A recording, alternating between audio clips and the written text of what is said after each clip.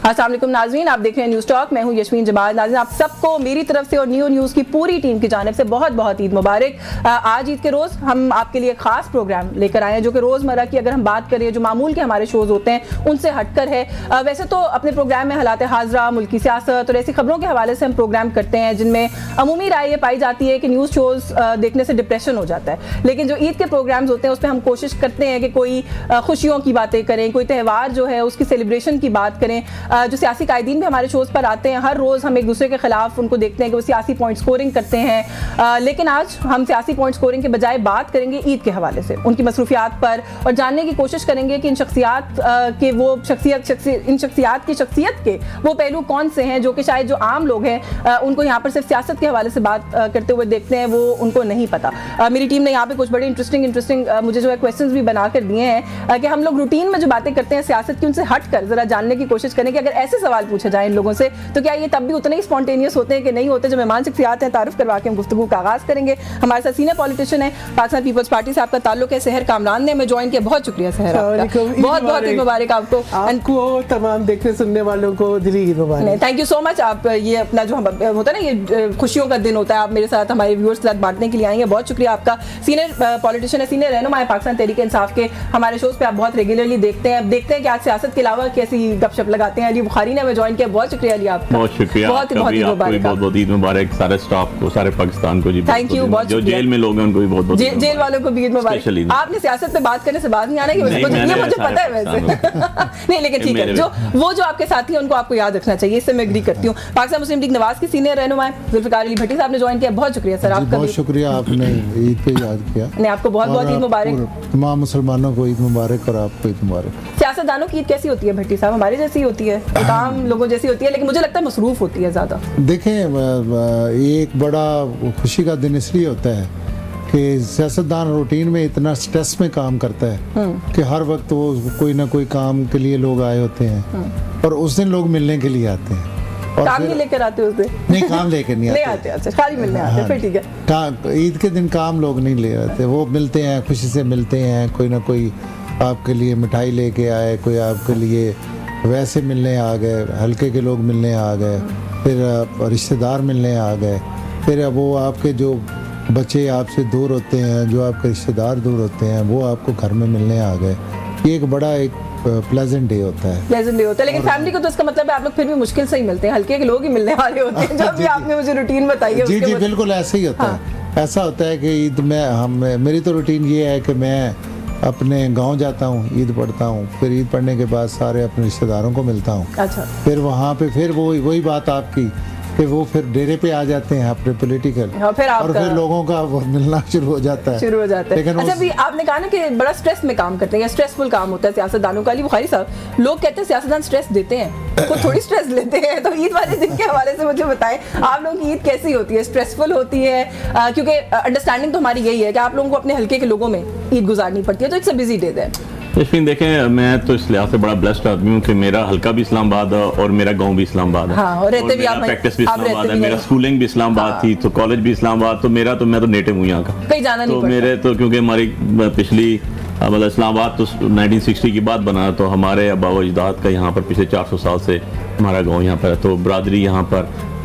ईद वाला दिन जो है वो बड़ा ज़बरदस्त दिन होता है हमारे यहाँ, और उसमें एक तो ये होता है सबसे पहले कि हम अर्ली मॉर्निंग उठ के सुबह कब्रिस्तान जाते हैं अपने बुजुर्गों की, देन उसके बाद पेरेंट्स से मिल के फिर जो ईद है वो अपने गांव में ईद पढ़ते हैं जी। गांव की मस्जिद है पुरानी, 400 साल पुरानी हमारे यहाँ, और सारे लोग उस पर पढ़ने के बाद फिर जो करीब 3 फोतगियाँ हुई होती हैं ईद वाले दिन, सुबह उनको दुआ पे जाते हैं। मुझे ये ज़रा एडवांटेज है कि मैं घर में सबसे छोटा हूँ और जिम्मेदारी बड़े लोग ले लेते हैं। अल्लाह बुजुर्ग मेरे वालिदैन हयात हैं, वो क्योंकि बड़े हैं, अब वो दोनों की माशाल्लाह 80 ईयर्स ऑलमोस्ट एज है जी, तो सारे गांव वाले बरादरी वाले बुजुर्गों को मिलने आते हैं। हाँ। हल्के वाले भी गांव में आते हैं, बहन भाई सारे, हम ओवरऑल फैमिली, चाचे कजन्स, बड़ी बरादरी है हम, तो सारे की सारी फैमिली इकट्ठी होती है। फिर एक मुझे एडवांटेज ये होता है कि हमारे शहर के इस्लामाबाद के जो लोग अपने नेटिव इलाकों में नहीं जाते, हमारे दोस्त, फैमिली, फ्रेंड्स, कोई मिसेस उनकी दोस्त हैं, कोई बहनों की दोस्त हैं, कोई बच्चों भतीजों भांजियों की दोस्त हैं, इस तरह वो सारी फैमिलीज फिर हमारे पास आती हैं। अच्छा।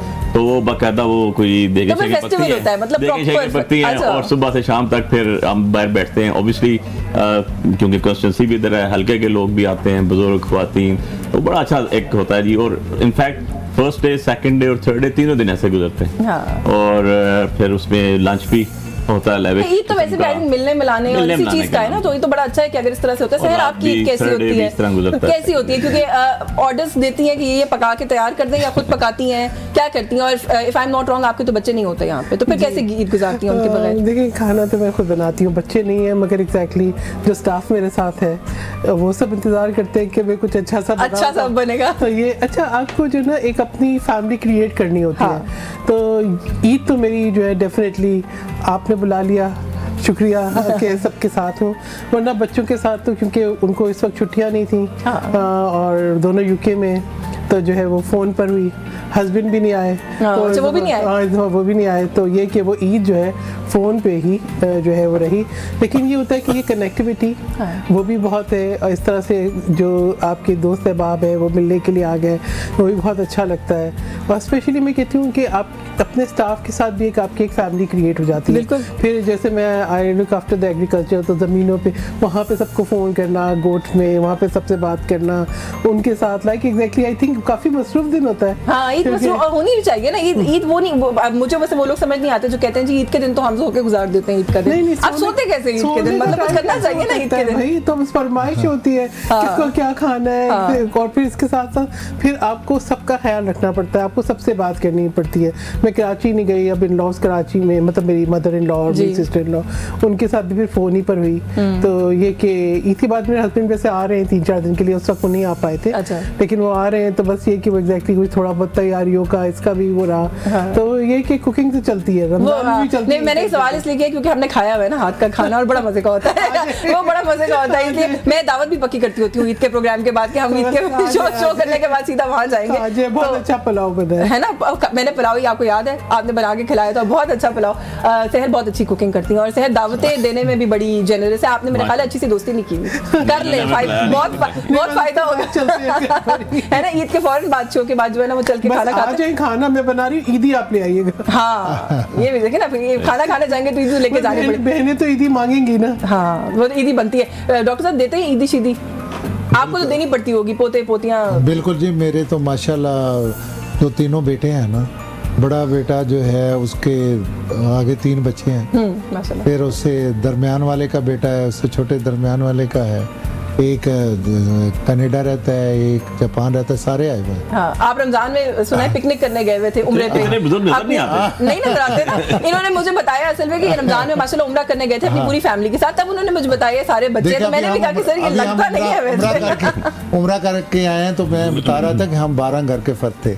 तो मेरे साथ मेरा जो 6 साल का पोता है उसने भी साथ ही मेरे हरम शरीफ में ना, उसने भी तवाफ किया और साथ मतलब है ना, वैसे काफी रश है। हाँ, वो मुझे सबसे बड़ी ये खुशी होती है कि जब हम जाते हैं तो वो पोते पोतियाँ जो हैं, कोई टांगों से लिपट जाता है, कोई हमें गले मिलता है, और फिर वो एक इतना बंदे की एक एनर्जी होती है, थकावट दूर हो जाती है। हाँ जी, माशाल्लाह वो तीनों बेटे जो है ना, मैं पिछले दिनों आया तो मुझे थोड़ी सी थकावट हो रही थी, तो यकीन करें कि मैं आज टीवी पे नहीं कह रहा, तो वो मैं पहला बेटा आया तो उसने एक टांग दबानी शुरू की, दूसरा तीसरा आया तो उसने मेरा बाजू, तो वो एक अजीब सी आपको एक खुशी होती है जब आपके बच्चे जो हैं वो आपके।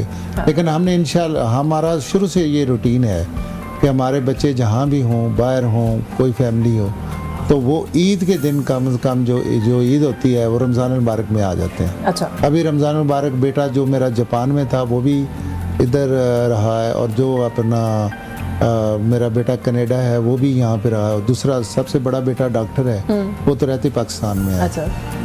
तो इस तरीके से फिर एक ट्रेडिशन मेरी शुरू से है, जब से मेरी शादी हुई है।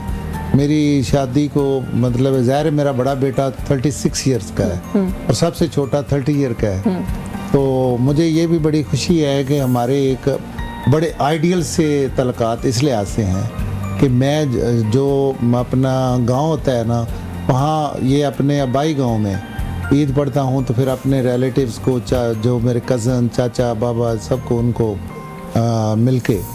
फिर मैं हर ईद में हमारी एक रूटीन होती है कि रात का खाना हम ससुराल खाते हैं। अच्छा। और वो शेखोपुरा है। अच्छा, हाँ so you go all the way, फिर आप जाते हैं? हाँ, यहाँ ऑल द वे सारी फैमिली फिर वहाँ जाके जाती है। अच्छा, फिर उससे अगला दिन जो है वो मेरे जो ससुराल वाले हैं और मेरे वो वैसे भी नानके भी कह ले हैं। अच्छा अच्छा। तो वो अगले दिन का खाना वो हमारे पास खाते हैं। ये हमारी शुरू से रूटीन। ये बड़ी अच्छी भई है तो बड़ा मतलब ये आप अली आप भी यही कुछ करते हैं, दामाद होने के फायदे उठाते हैं, प्रोटोकॉल हासिल करते हैं आप भी ईद वाले दिन, या आप खुद पकाते हैं और बुलाते हैं सबको? नहीं, हमारे घर तो इस तरह होता है कि डे फर्स्ट तो इतना ज़्यादा बिजी होता है क्योंकि हम जॉइंट फैमिली। वैसे शौक है कुकिंग का? होता है ना कुछ लोगों को होता है कुकिंग का, खाने का शौक है मुझे, पकाने का।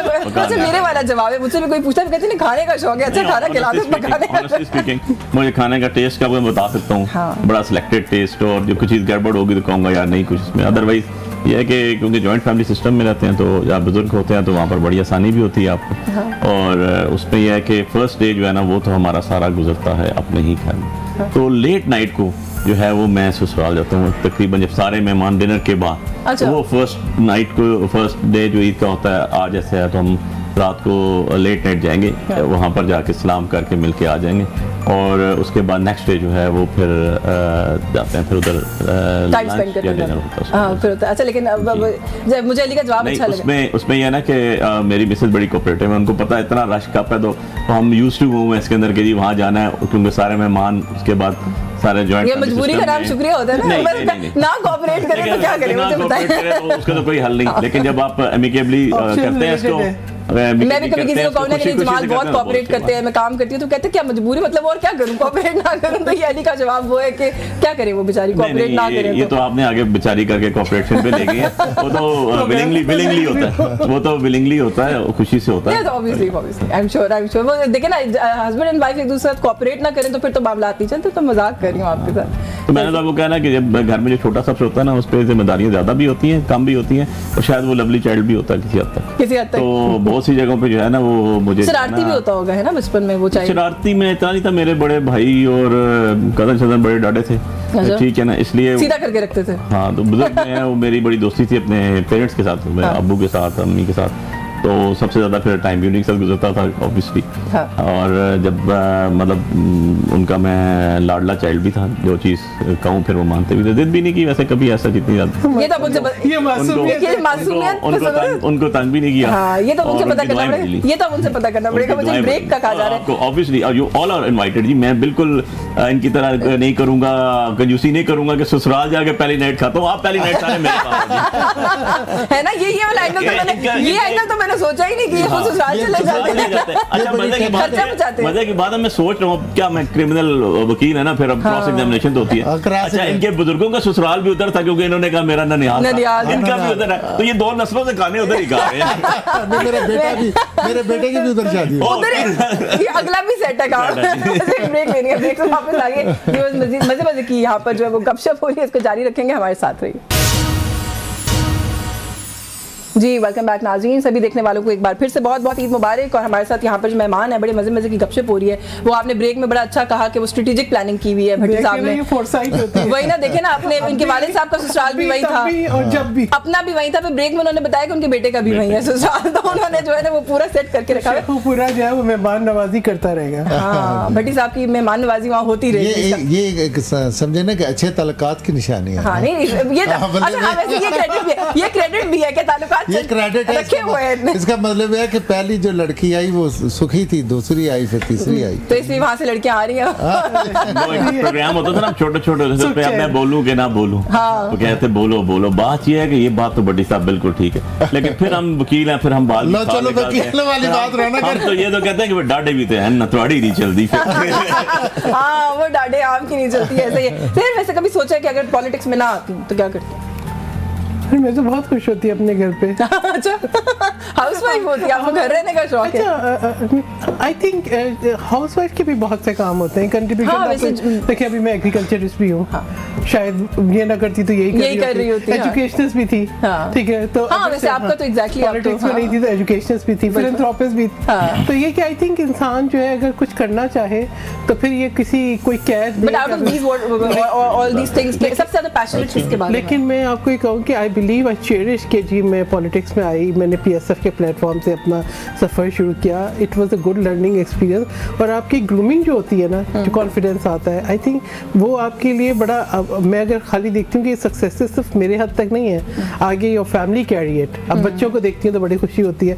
बाकी ईद का क्या है, हर एक का अपना अपना चांद है, जिसके आंगन में जब उतरे तब ईद तब ईद हो जाती है। तो हम लोग अभी जनवरी में सब इकट्ठी थी पूरी फैमिली। हाँ, तो आपने ईद कर ली थी टेक्निकली। हमारे लिए वो भी ईद थी। और अब जब जाएंगे, मतलब मेरी बेटी की कॉन्वोकेशन है PhD की मई में, तो इंशाल्लाह तब भी ईद होगी। तो ईद वही होती है जो हम बात करते हैं एक दूसरे से तब भी। और ये कि बड़ा खूबसूरत सा रूटीन है वो भी, और उसकी भी जो फीलिंग्स बड़ी डिफरेंट है कि जब बच्चे फ़ोन पे बात करने के लिए ईद के कपड़े बदल कर आए, तैयार हो और कहे मम्मा ईद मुबारक। हाँ, तो बड़े खूबसूरत, बड़ा मजा आता है उसमें। तो एक फैमिली ग्रुप कॉल, और मतलब बहुत अच्छा लगता है। आई बिलीव खुशियाँ तो हमारे अपने अंदर है, इर्द गिर्द है, उनको तलाश करना जो है अपने अंदर से और उनको महसूस करना, ये सबसे बड़ी ईद है। हाँ, इसमें तो कोई शक नहीं है, ये बिल्कुल ठीक बात है। अली, आपके तो ख़ानदान में Peoples Party through and through, ये मुझे पता है कि नून लीग की कोई नहीं है, लेकिन पीपल्स पार्टी तो है। तो how did you not join Peoples Party? आपका क्यों टिल्ट नहीं हुआ? क्योंकि if I am not wrong तो बचपन में बीवी से मुलाकात या उनका आना जाना तो बड़ा नॉर्मल हुआ होता होगा। देखिए यशीन, मैं तो मुझे अल्लाह बख्शे नईमुल हक साहब, वो और इमरान खान साहब पॉलिटिक्स में लेके आए। अच्छा। और वरना कोई आने का इरादा नहीं था? नहीं, ऑब्वियसली खान साहब की पर्सनैलिटी ऐसी थी। मेरे वाले साहब के पास नईमुल हक साहब मरहूम आए और उन्होंने कहा जी कि बैक 10-15 साल पुरानी बात है, और उन्होंने कहा जी कि हमें सारा हमने सर्च किया and we need your son for the betterment of the country, Pakistan के लिए। तो मेरे वाले साहब ने कहा यार हमने जंगें भी लड़ी, 2 कैद भी रहे, और उसके बाद बहुत सी सख्तियाँ भी बर्दाश्त की डिक्टेटर्स के दौर के अंदर, कैदें भी काटी, जेलें भी काटी, because of the sake of the country, मुल्क के लिए। तो मेरा बेटा है आपके पास, अमानत ले जाए इसको, और वो दिन और आज का दिन।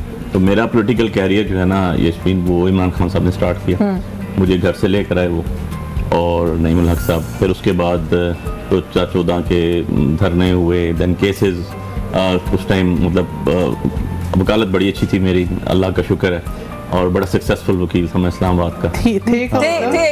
हाँ, मैं भी पकड़ने लगी थी। अभी भी है? मैं और अल्हम्दुलिल्लाह जी, थैंक्स टू ऑलमाइटी अल्लाह। आपका बड़ा एक्टिव रनिंग चेंबर है अभी भी। उसके बाद यस, ऑब्वियसली मेरी लॉ फर्म है जी, और अल्हम्दुलिल्लाह बड़ा सक्सेसफुल रिकॉर्ड है मेरा, और बड़ा डिग्निटी। नहीं, लेकिन मुझे ये बताएं, इमरान खान साहब की देखें ना पर्सनालिटी के बहुत से पहलू हैं।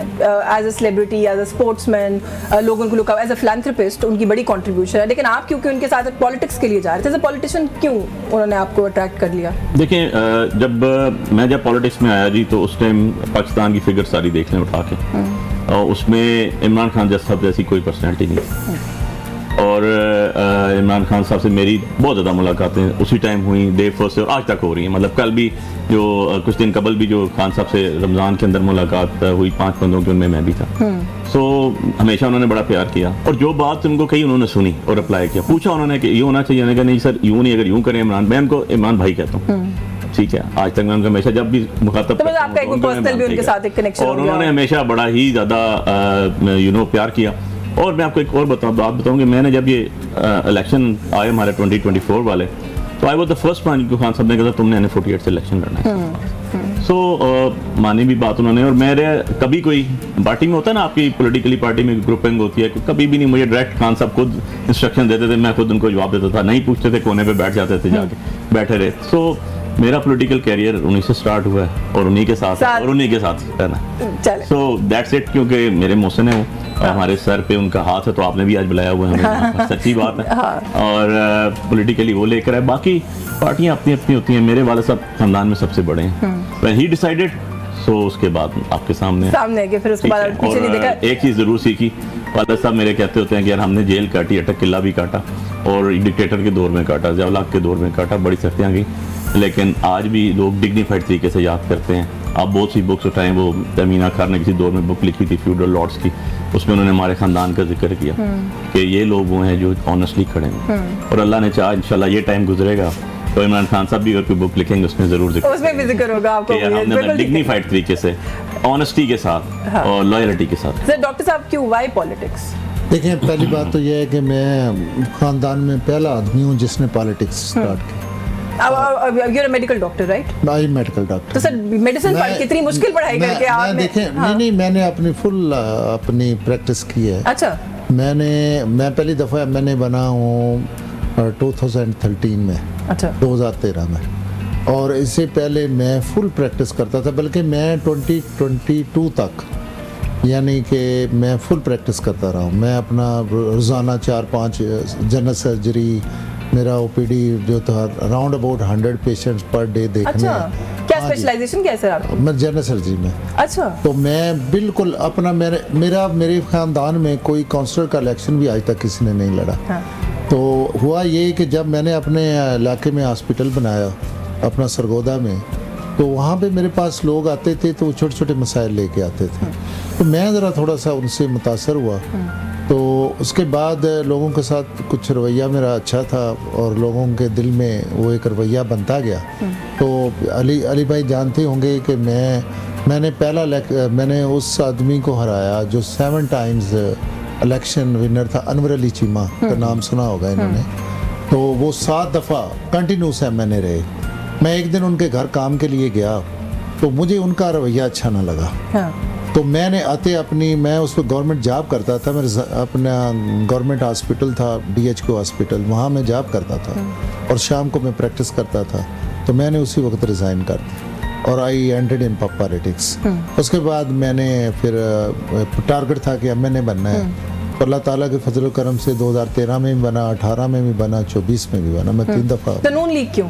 मैं नून लीग उस हल्के में ज़्यादा पॉपुलर जमात थी? नहीं, ऐसी बात नहीं थी। हुआ ये कि मैंने अपनी पॉलिटिक्स का आगाज़ पीपल्स पार्टी से किया। अच्छा। हाँ जी। 2008 वाला इलेक्शन मैंने पीपल्स पार्टी से नेशनल असेंबली का कंटेस्ट किया और मैंने 67,000 वोट लिए। उसके बाद क्यू लीग और पीपल्स पार्टी की सीट एडजस्टमेंट हो गई। जो मेरा अपोनेंट थे ना, वो पीपल्स पार्टी के साथ क्यू लीग की एडजस्टमेंट में आ गए। अच्छा। और मुझे टिकट देने से पीपल्स पार्टी ने रिफ्यूज़ किया। तो मैंने फिर 2012 में पाकिस्तान मुस्लिम लीग नून को ज्वाइन किया 2012 में। राइट। और मैं 13 में फिर मैं MNA बन गया 1,10,000 वोट लेके। तो ये इस तरह से आप पॉलिटिक्स में? हाँ, मैं इस तरीके से पॉलिटिक्स। आपको तो बीबी पॉलिटिक्स में लेकर। हाँ। हम तो स्टूडेंट प्लेटफॉर्म से। हाँ। मेरे भी घर में कोई पॉलिटिक्स में नहीं। हाँ, मुझे पता। ना ही मेरे बच्चे, ना ही मेरी फैमिली, बस ये कि एक स्टूडेंट प्लेटफॉर्म था, बीवी से मिले और उनके हो गए। हाँ, बल्कि आपके तो खानदान में, मेरे फैमिली में सारे इंजीनियर्स और डॉक्टर्स हैं। बिल्कुल। दोनों बच्चे जो है वो इंजीनियर्स हैं। हाँ। और बेटी ने तो PhD किया है इंजीनियरिंग में। हाँ। और जो है बेटे ने मास्टर्स किया है। हस्बैंड भी जो है वो इंजीनियर है। मेरे फादर इन लॉ भी इंजीनियर थे, मेरे फादर भी इंजीनियर थे।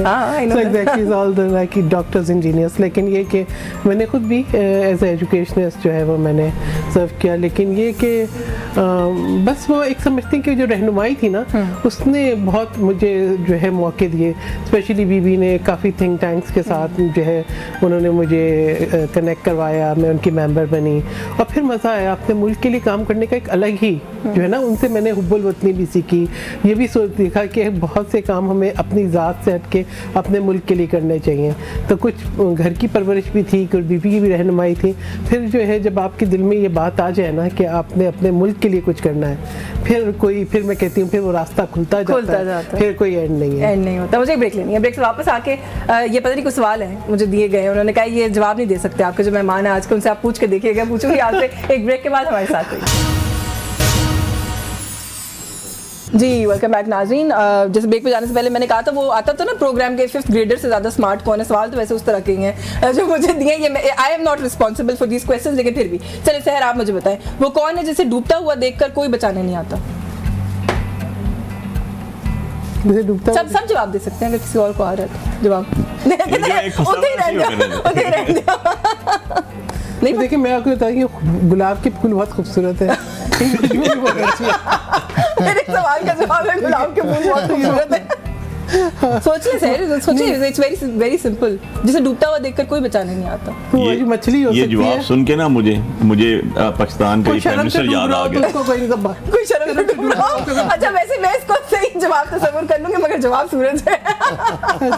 जवाब सूरज है, लेकिन आपका जवाब भी बिल्कुल ठीक और दुरुस्त है। कोई शर्म से डूब रहा हो तो उसको नहीं बचाया जा सकता। I agree with that. अच्छा, वो क्या है जो ना कभी चलता है ना कभी रुकता है, फिर भी हमेशा आगे बढ़ता है? वक्त। अच्छा, गेस कर लिया। चलिए अब अली से सवाल पूछती हूँ। वो क्या चीज़ है जो बगैर पर के उड़ती है, बगैर मुंह के बोलती है और बगैर पाँव के चलती है? बगैर पर के उड़ती है। बगैर मुंह के बोलती है और बगैर पाँव के चलती है। बेपर की अफवाह। इसको भी मैं सही तस्वर कर लेकिन जवाब ठीक नहीं है।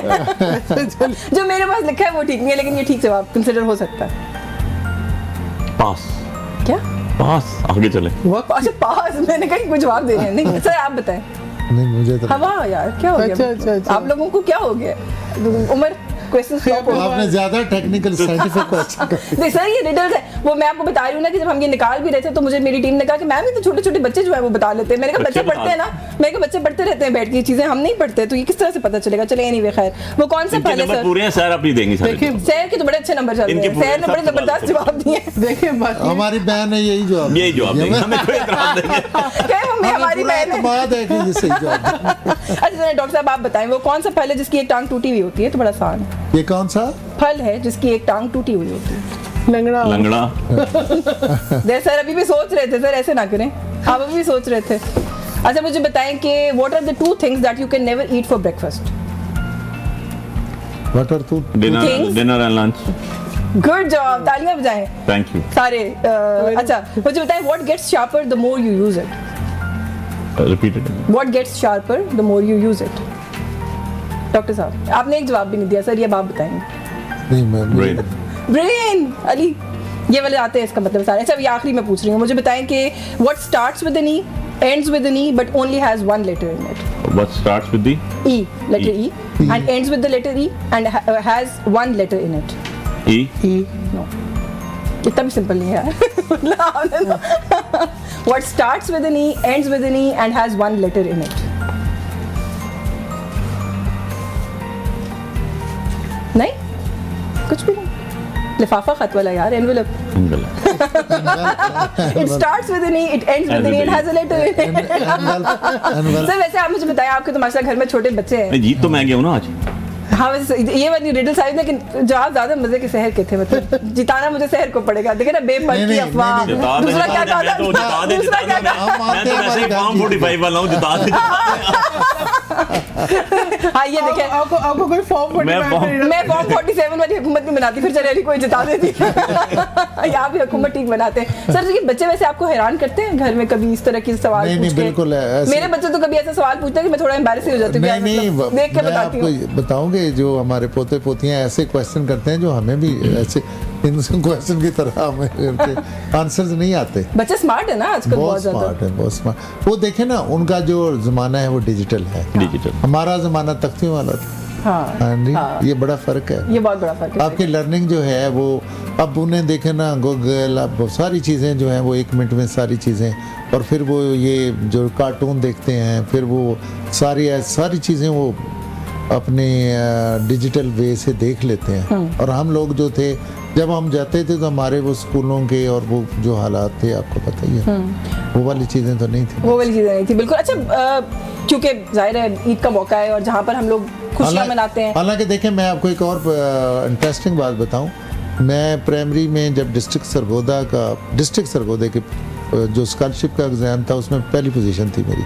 अच्छा मिडिल में मेरी पहली पोजीशन थी, मैट्रिक में मेरी जो सिल्वर मेडल था, और मेरी बोर्ड में पोजीशन थी। 3 बोर्ड होते थे, रावलपिंडी, सरगोदा और डॉक्टर साहब खाली डॉक्टर ही लाइक। अच्छा उसके बाद MBBS आखिरी साल उन्होंने बता दी है। अच्छा मैं बताता हूँ, MBBS आखिरी साल तक मैंने वजीफा लिया है। लेकिन ये चीजें देखें ना, अब हम वो अगर ये बच्चों की ये वो जो विट की बात है ना वो उस पे हम बिल्कुल आपने कोई कमेंट नहीं किया, वो कह रहे हैं डॉक्टर लाइक है ना लाइक पार्टी में चले गए। उसमें आपने कोई जवाब नहीं दिया। मैं इसमें जवाब नहीं देना चाह रहा कि मैं आज पॉलिटिकल बात ही नहीं करना चाह रहा। देखा ये मुझे डॉक्टर साहब की बात बड़ी अच्छी लगी। आज कोई पॉलिटिकल बात नहीं हो रही है। अच्छा नहीं पॉलिटिकल बात नहीं करेंगे, लेकिन जैसे कि आप लोगों को पता है ईद है, सेलिब्रेशन है, त्यौहार है, सारा कुछ बिल्कुल ठीक है, लेकिन मुल्क में जाहिर है एक इस वक्त अफरा तफरी भी है सिक्योरिटी सिचुएशन को लेकर। क्या पैगाम आखिर में अगर मैं कहूँ कि आप लोग ईद का मौका है उसके हवाले से देना चाहेंगे, क्योंकि ये रमज़ान जो है वो हमारा अनफॉर्चुनेटली थोड़ा सा इस मामले को लेकर एंग्जाइटी में भी गुजरा है। देखिए बात यह है कि हमारे इख्तलाफात हो सकते हैं सियासी, लेकिन जहाँ पाकिस्तान की बात आती है तो फिर पाकिस्तान सुप्रीम है। तो मैं कहूँगी कि मुल्क के लिए हमें इख्तलाफात भुला के मुल्क के लिए हमें एक होना बहुत ज़रूरी है। इस वक्त जो है आग हमारे घर को लगी है, खून हमारे घर से बह रहा है, और ज़िम्मेदारी हम सब की है कि हम सब जो है अपने मुल्क की खातिर इकट्ठे हों। और मैं आपको बताऊँ, ये भी आपको एक बात बताऊँ कि सब लोग इकट्ठे भी होते हैं। ये बाहर निकल के ये जो शोला बयानी है ना, ये वहीं होती है।